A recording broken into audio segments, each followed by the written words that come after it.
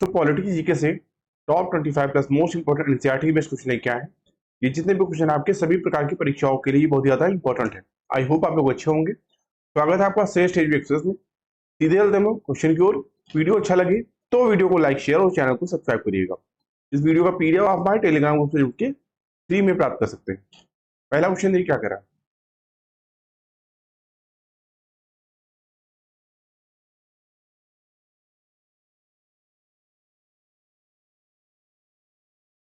पहला क्वेश्चन देखिए क्या करा है। मूलभूत संविधान के कौन से भाग में कल्याण राज्य की संकल्पना सम्मिलित की गई है? इस क्वेश्चन के लिए आपका डी ऑप्शन राइट होगा। राजनीति निर्देशात्मक तत्वों से। तो भारत एक लोक कल्याणकारी राज्य है। इसकी जानकारी राज्य के नीति निर्देशक तत्व से मिलती है। संविधान के भाग 4 के अनुच्छेद 36 से 51 अनुच्छेद 36 से 51 वर्णित है। डी ऑप्शन आपको राइट होगा।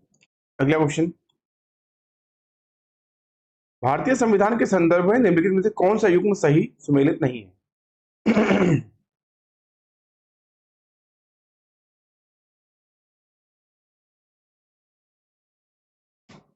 इस क्वेश्चन के लिए आपका बी ऑप्शन का राइट होगा, स्टॉक एक्सचेंज समवर्ती सूची। अगला क्वेश्चन, भारतीय संविधान की उद्देशिका में बंधुता शब्द का तात्पर्य किससे है? डी ऑप्शन आपका राइट होगा, भाईचारे से। तो बंधुत्व का तात्पर्य देश के नागरिकों के बीच भाईचारे और भाईचारे की भावना और अपनेपन की भावना से है। प्रस्तावना के अनुसार बंधुत्व को दो चीजें सुनिश्चित करती चाहिए, व्यक्ति की गरिमा और राष्ट्र की एकता और अखंडता। इस हिसाब से डी ऑप्शन आपको राइट होगा, भाईचारे। अगला क्वेश्चन, निम्नलिखित में से किसने संवैधानिक उपचार के अधिकार को भारतीय संविधान के हृदय और आत्मा की संज्ञा दी थी? बी ऑप्शन आपको राइट होगा, डॉक्टर बी आर अम्बेडकर। तो डॉक्टर बी आर अम्बेडकर ने अनुच्छेद 332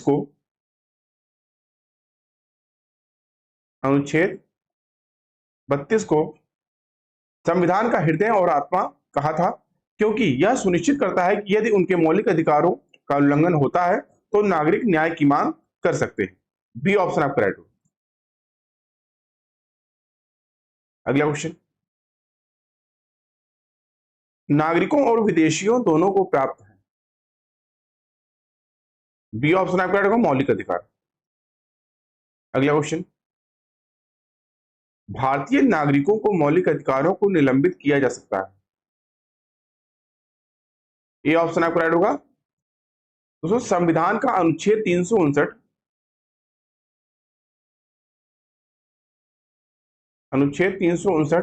राष्ट्रपति को राष्ट्रीय आपातकाल के दौरान मौलिक अधिकारों के परिवर्तन के लिए किसी भी न्यायालय में जाने के अधिकार को निलंबित करने का अधिकार देता है।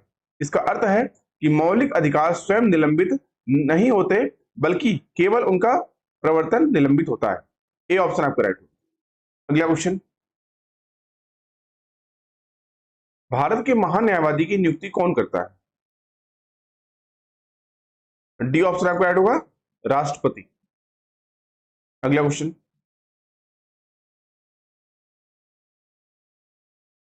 भारत के राष्ट्रपति पद के लिए निर्धारित अधिकतम आयु सीमा क्या है?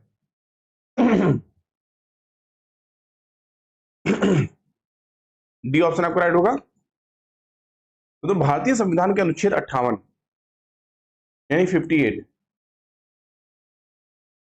के अनुसार कोई व्यक्ति राष्ट्रपति निर्वाचित होने के पात्र तभी होगा यदि वह पहला भारत का नागरिक हो, दूसरा 35 वर्ष की आयु पूरी कर चुका हो और तीसरा लोकसभा का सदस्य निर्वाचित होने के लिए अर्हित हो।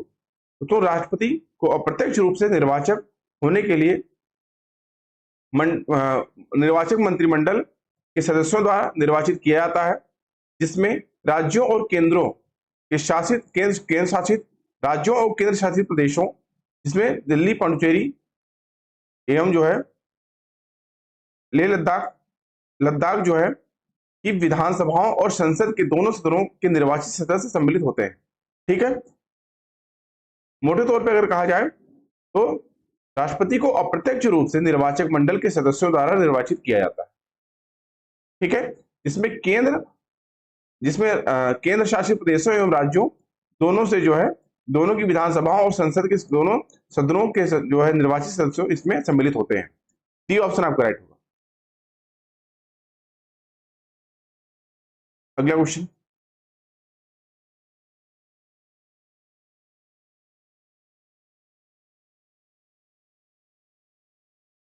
सांसदों के वेतन का निर्णय कौन करता है?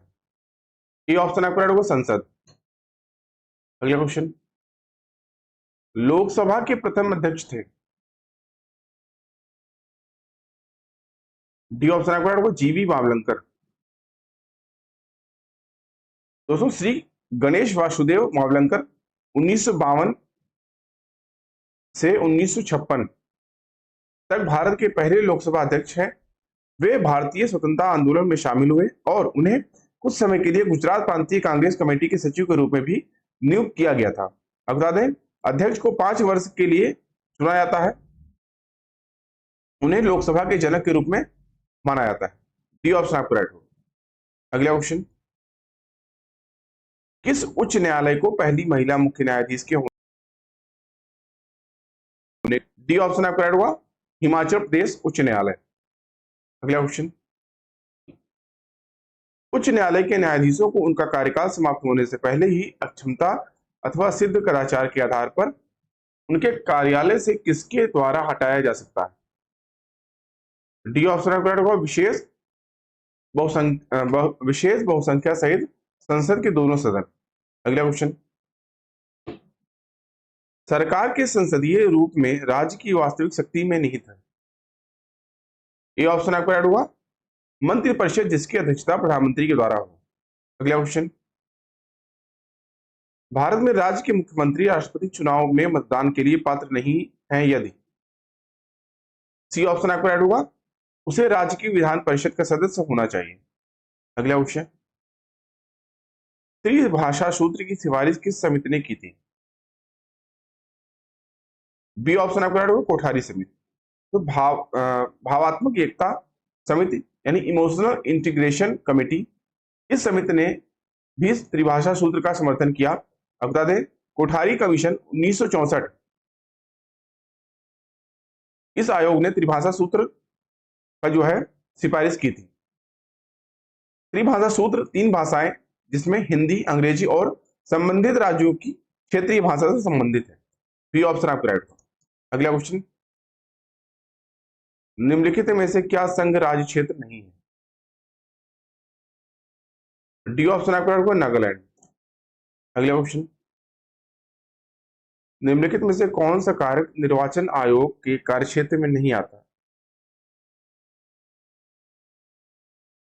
ये ऑप्शन आपका राइट होगा, भारत के प्रधानमंत्री का चुनाव करना। अगला क्वेश्चन, भारत के नागरिक कितने वर्ष में वोट दे सकते हैं? ये ऑप्शन आपका राइट होगा, 18 वर्ष। तो भारत के नागरिक 18 वर्ष में वोट दे सकते हैं। 61वें संशोधन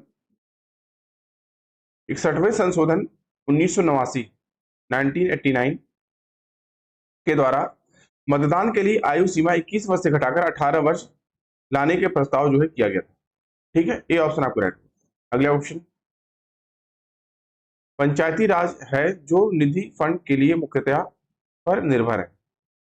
डी ऑप्शन आपका राइट होगा। दोस्तों, पंचायती राज एक प्रशासनिक ढांचा है जो कि निधि फंड के लिए मुख्यतः केंद्रीय सरकार से आर्थिक अनुदान पर निर्भर है। डी ऑप्शन राइट होगा। अगला क्वेश्चन, पंचायती राज की त्रिस्तरीय समिति का गठन किसके द्वारा किया गया था?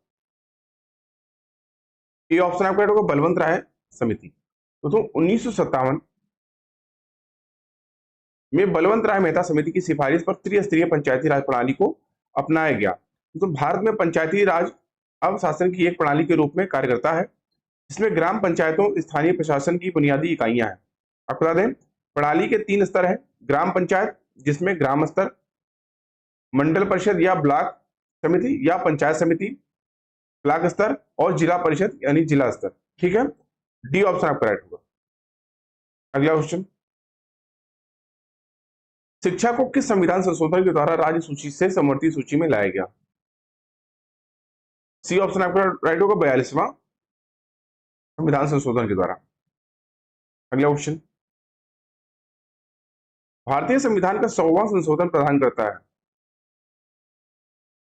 बी ऑप्शन आपका राइट होगा भारत द्वारा क्षेत्रों को प्राप्त करना और बांग्लादेश में कुछ क्षेत्रों का हस्तांतरण करना। अगला क्वेश्चन,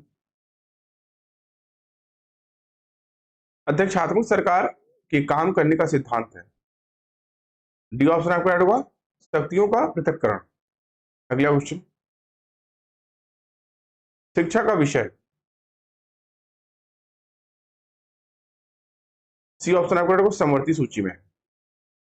अगला क्वेश्चन, निम्नलिखित में से कौन सा एक भारतीय संविधान की एक मुख्य विशेषता नहीं है। इस क्वेश्चन के लिए आपका डी ऑप्शन आपका राइट होगा अल्पतंत्र। अगला क्वेश्चन, और हमेशा की तरह आज का वीडियो ये क्वेश्चन आज का टेस्ट का क्वेश्चन आपका इस वीडियो लेक्चर का आपके लिए क्वेश्चन क्या आज का, भारत के संविधान के ऊपर सबसे अधिक प्रभाव निम्नलिखित में से किसका माना जाता है। यूएसए का संविधान, सोवियत रूस का संविधान, ब्रिटिश संविधान या भारत सरकार अधिनियम 1935। कौन सा ऑप्शन राइट होगा आपको कमेंट करके बताना है।